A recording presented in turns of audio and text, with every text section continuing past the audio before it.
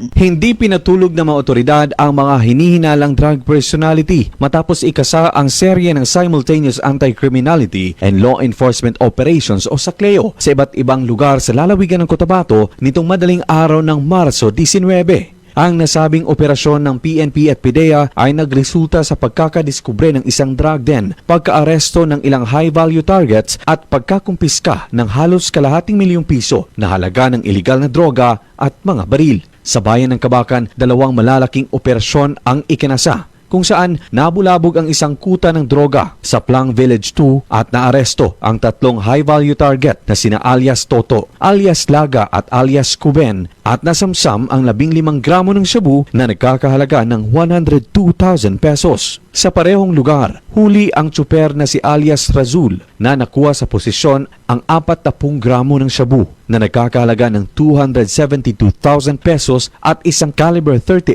revolver. Sa Kidapawan City, bagsak sa kulungan ang negosyanteng si alias James ng Barangay Kalasuyan matapos ma-recover sa kanya ang shabu at marijuana na nagkakahalaga ng mahigit 72,000 pesos. Samlang, timbog sa Barangay Dugong ang magsasakang si alias yan matapos makuhanan ng 8 sachet ng shabu at mga bala ng shotgun at isang caliber 45. Bagamat nakatakas ang mga target na sina alias Onofre at alias Ibrahim sa magkaiwalay na raid sa Barangay Saging at Barangay Indangan, na-recover naman ng makilala PNP ang kabuuang 33,600 pesos na halaga ng shabu mula sa kanilang mga tahanan. Inihahanda na ang mga kaukulang kaso para sa paglabag sa RA 9165 at RA 10591 laban sa lahat na manahuli at tumakas na sospek.